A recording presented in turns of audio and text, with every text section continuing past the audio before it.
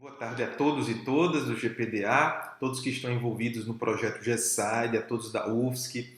Muita saudade de vocês, ao professor Morato, através de quem cumprimento a todos e todas aí neste evento importante, estratégico, certo? Inovador. Certo? É a professora também Alexandre Aragão, que é coordenadora geral do projeto. Bom, o tema que eu propus para nós discutirmos, finalizarmos esse painel da tarde, esse segundo painel, foi justamente um apanhado do que temos pesquisado em conjunto com vocês e temos buscado contribuir a partir do nosso conhecimento produzido e concluído através das pesquisas que participamos. E aí nós propusemos falar um pouco da bacia hidrográfica, da sua importância para a construção de modelos de cidades resilientes, não é? Então, pensar a cidade a partir das bacias hidrográficas ajuda-nos a entender um pouco a dinâmica de produção da água e, consequentemente, como podemos preservar essa água, preservar as fontes de água, preservar os aquíferos, os olhos d'água, as nascentes, que são fundamentais para a manutenção da vida, né? Para a manutenção da dinâmica da natureza, a manutenção dos ecossistemas. Isso é fundamental, é essencial. E a bacia hidrográfica, digamos assim, é a unidade territorial, efetivamente, onde você verifica essa dinâmica complexa, essa dinâmica que envolve diversos fatores, né, que é influenciada pelo clima e principalmente pela urbanização das nossas cidades em si, do entorno dessas cidades também. Então, eu não vejo, eu não verifico, eu não ouço falar e nem em contato com muitos profissionais da área que esse planejamento é feito a partir da unidade territorial, como manda a nossa Política Nacional de Recursos Hídricos, né? Que coloca a bacia hidrográfica como unidade territorial e, em sendo unidade territorial, ela é unidade de planejamento prioritária, obrigatória.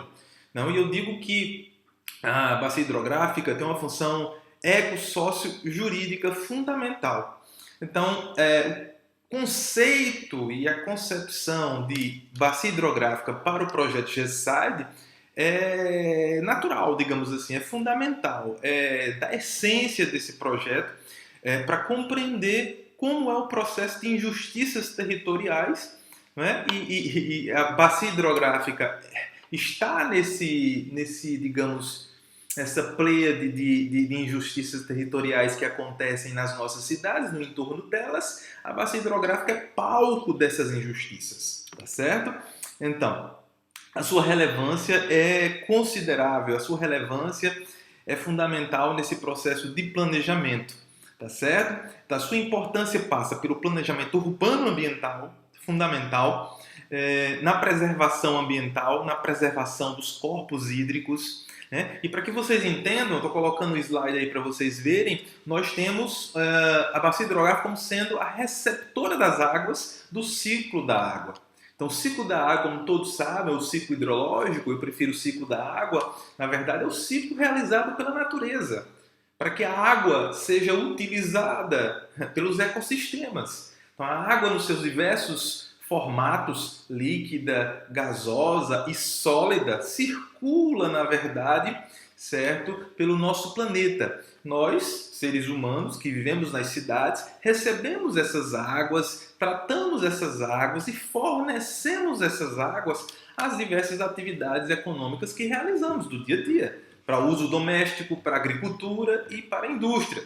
Que essas duas últimas são atividades altamente poluentes, principalmente a agricultura, não é? Vide o nosso contexto atual, mas que no mundo inteiro a poluição difusa da agricultura é um problema insolúvel. É difícil de você resolver, de você recuperar as áreas onde acontecem essa poluição difusa. E a água é atingida prioritariamente nesse processo. A contaminação ela é patente. Não é? Hoje o mundo vive um estresse hídrico, ou seja, um alto consumo de água, certo? Um alto consumo de água superficial, um alto consumo de água subterrânea dos aquíferos, exemplo do México, exemplo aqui da Espanha, por exemplo, onde você tem zonas que os aquíferos são extremamente poluídos, onde os aquíferos já não têm quase nem água potável para o uso, mesmo que você dessalinize, ela não está própria para o uso. Alto grau de salinização da própria água devido a esse uso constante, mesmo com o reuso, né? Isso demanda uma tecnologia tremenda, né? Então, outra importância da bacia hidrográfica, ela é produtora de água. Nós temos que encarar a bacia hidrográfica como produtora de água. Aquela responsável pela filtragem, pela qualidade da água. Então, por isso que devemos cuidar dela. Ela é produtora de água, ela mantém os estoques de água. Agora, eu elenquei aí no slide os maiores gargalos. O primeiro deles é a urbanização desenfreada, que significa uma urbanização sem planejamento, não é? A toque de caixa, constrói em qualquer lugar, de qualquer forma. Então isso é fundamental. Isso começa a partir da regularização fundiária, a ocupação indevida de zonas territoriais, e aí tem a omissão do Estado, principalmente. Não é? Segundo ponto, compactação do solo. Isso é terrível, porque você prejudica as áreas, por exemplo, de nascente das águas, nascente dos rios, prejudica os locais de recarga dos aquíferos, não é? E também você modifica a drenagem, a dinâmica natural da bacia hidrográfica. Como eu falei para vocês no início, a bacia, na verdade, é a entrada e saída da água. Né? Ela é o fluxo de entrada e descida dessa água pelo território. E aí se forma a bacia hidrográfica.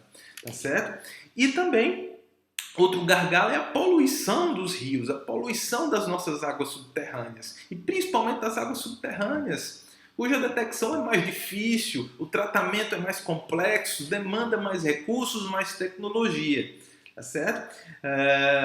E as principais consequências, como está aí no slide, a primeira, inundações maiores vão acontecer, consequentemente, por causa das mudanças climáticas. E daí, se a cidade não está preparada na sua drenagem, se você encobriu as bacias hidrográficas, se você entubou os rios, se você, na verdade, interferiu indevidamente nas bacias hidrográficas, você vai ter uma potencialidade, uma letalidade maior, certo? Provocado por esses desastres que vão acontecer e que já acontecem. Né? Infiltração nas construções, né? Danos maiores às construções. Quando você faz uma construção, retira uma licença ambiental, muitas vezes não se faz uma avaliação do terreno e do seu potencial hídrico. Sobre onde você está construindo, se é sobre um aquífero, se tem um aquífero, se tem algum olho d'água, alguma nascente, não é? Isso é fundamental. Mesmo que seja um rio que não seja perene, você precisa planejar, não é? Essas construções, porque um dia a água vai correr por ele. Ele é o fluxo normal da bacia hidrográfica. Ele é uma veia, como se o sangue é a água e vai escorrendo por aquela veia, efetivamente. Comprometimento do mínimo necessário para a manutenção dos ecossistemas, isso é fundamental. Na Espanha e no México você tem a definição de caudales ambientales. Inclusive, isso já foi judicializado na Espanha e os juízes e a Corte Suprema aqui da Espanha já se pronunciou acerca disso. A Lei de Águas fala dos caudales ambientales, ou seja, é uma cota mínima que você precisa estipular para a manutenção da dinâmica da vida. Tá certo? Não é só para abastecimento humano, mas é uma cota mínima para a natureza em geral. Isso tem expressamente na Constituição Federal e, tem expressamente na Lei Geral das Águas do México e aqui na Lei Geral das Águas da Espanha. Isso é uma questão muito interessante, muito importante, um avanço desses países. Tá certo?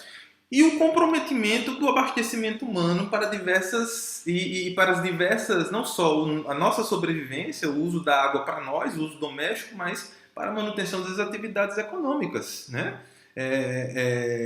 Inviabilizar a produção de água nas bacias pode inviabilizar uma atividade econômica, pode barrar investimentos, pode diminuir investimentos, pode ter impactos no PIB de países. Certo? E possíveis soluções, para finalizar. Primeiro, mapeamento dos problemas, que é essa finalidade do projeto GESSAI na produção dessa ferramenta geomática, que é fundamental, é inovadora por isso, que é preciso você mapear os problemas e unir esse mapeamento à aplicação das normas, tá certo? Para mitigação e prevenção desses problemas. Segundo ponto, revitalização. É necessário revitalizar, certo? Limpar as áreas, recuperar as cabeceiras de rios, os olhos d'água, as nascentes, os aquíferos. É preciso recuperar, é preciso construir de forma correta, tá certo? Isso, o Estado tem função fundamental nesse processo. Já estou finalizando. Terceiro ponto, proteger nascentes e cursos de rios. Quarto, mapear os aquíferos, que é fundamental. O mapeamento é precário de aquíferos no Brasil. Tá certo? Quinto ponto, recuperar mata ciliar e áreas de preservação permanente. Certo? Sétimo ponto, necessária atenção às áreas de vulnerabilidade, como medida para a produção e construção de cidades resilientes. Então é preciso você mapear esses pontos de vulnerabilidade, como foi feito inicialmente, está sendo feito no processo e desenvolvimento do projeto GESAI da equipe Brasil, é mapear essas áreas de vulnerabilidade socioeconômica e ambiental, para que você tenha uma melhor visão e daí você produza políticas públicas mais coerentes com a dinâmica local e regional, urbano-ambiental. E para que os tomadores de decisão, né, os políticos e também os magistrados, o Ministério Público, possam efetivamente atuar de forma clara e compreendendo toda a dinâmica desse processo. Então, minha intenção foi justamente chamar atenção para essa questão da importância da bacia hidrográfica